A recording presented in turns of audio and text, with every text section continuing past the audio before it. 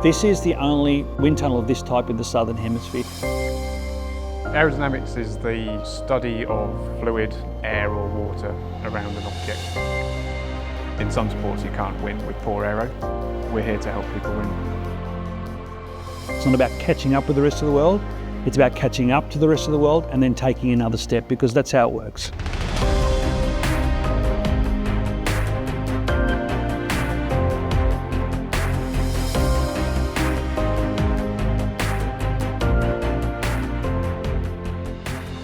The problem for Australia in the past has been our geography.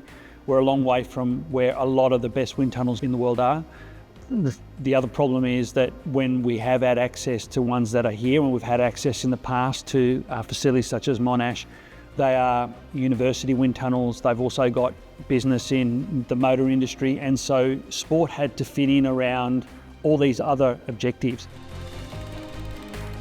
This whole facility has been built on the premise of how do we provide more access, how do we make it easier for athletes and sports to get in here, do more work in one of the best facilities in the world to try and bridge the gap, I guess, and turn a competitive disadvantage into a competitive advantage. And that's what the design of this facility has been all about.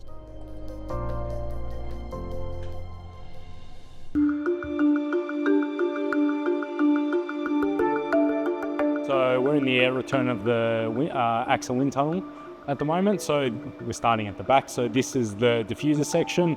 Within the diffuser, we've got the fan, because the fan is pulling the air through the plenum.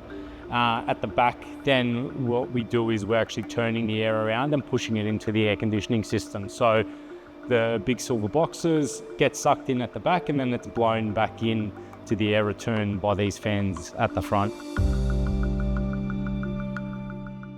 This is our inlet. So what the inlet does is, obviously, the air's come through the air return. It's all conditioned, it's all nice and slow, and then it's going to get sucked back through here, through the honeycomb and screens, gets conditioned, so then we have got nice, straight, low turbulent flow as it hits the test object.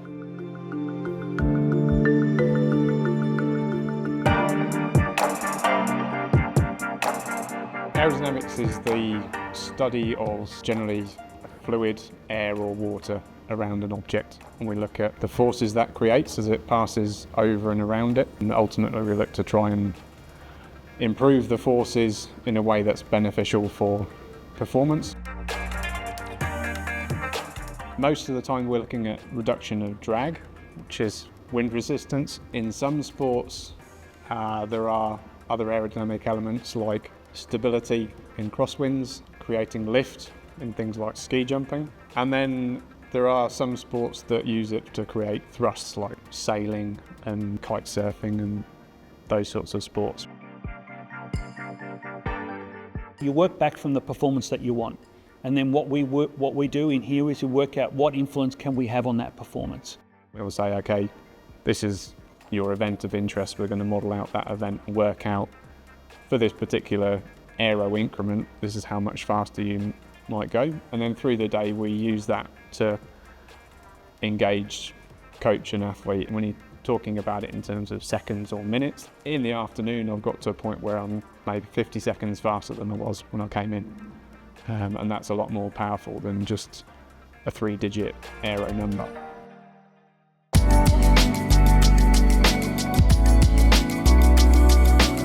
We've already seen it's the difference between winning and losing. You know, we know there are events at the Olympic Games that are won by 0.2 of a second, and we know the influence that we had on athletes leading up to that gold medal. So absolutely, we can have a big impact. Even if they are very small margins, they can be very big gains.